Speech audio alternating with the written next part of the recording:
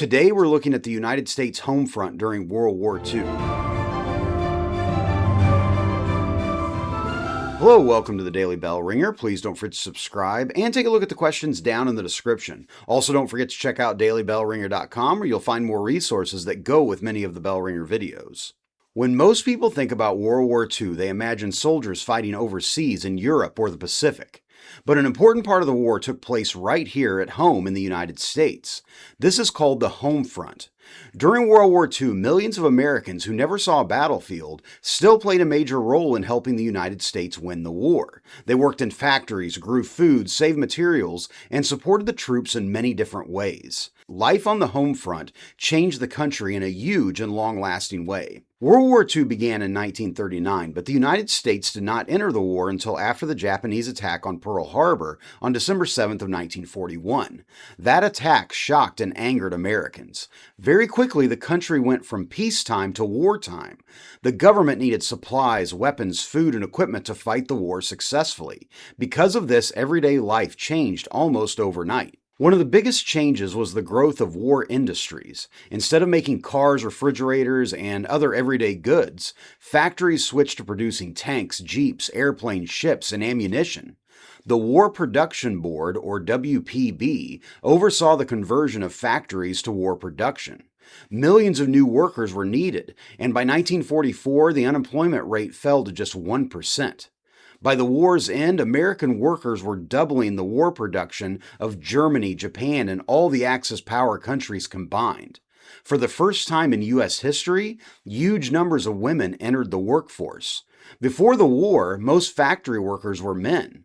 During the war, some 16 million American men left to join the military, and factories needed workers to replace them. Women stepped forward and proved they could do the work. The most famous symbol of working women during the war was Rosie the Riveter.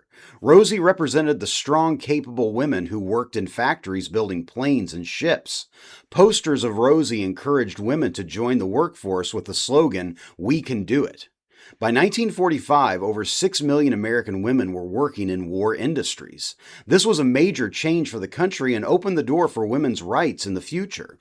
Another big change on the home front was rationing. Because factories were focused on making war supplies, there were shortages of everyday items such as gasoline, rubber, sugar, butter, meat, and coffee.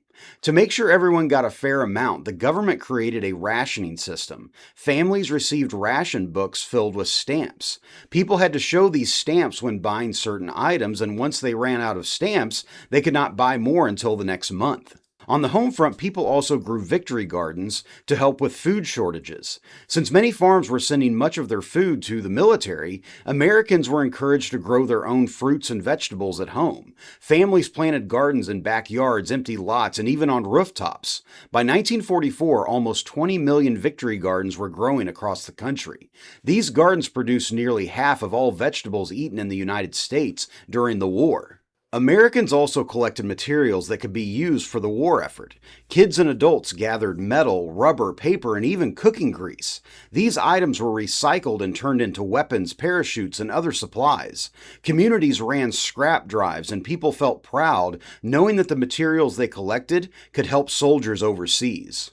The war also had a major impact on children. Kids volunteered, collected scrap metal, and bought war stamps to support the troops. Schools held drills to practice for air raid emergencies, and families sometimes had blackouts where they turned off lights at night in case of enemy attacks. Although most children never faced real danger, the war changed their daily routines and reminded them that the world was at a serious moment in history. Rallies with famous entertainers were held throughout the country to encourage Americans to buy war bonds. A war bond was like a loan citizens gave to the government. In return, they were promised the money back later with interest. It is estimated that some 85 million Americans bought war bonds, raising almost $186 billion to help pay for tanks, planes, and other supplies. In the end, the efforts on the home front played a huge part in the Allied victory. Without workers, families, and volunteers and communities back home, the United States could not have supplied its troops or fought such a massive war. The changes that took place during this time also helped shape the future. Women gained new job opportunities, industries grew stronger, and Americans learned the power of working together during a crisis. So with that, hopefully you learned something, and thanks for watching.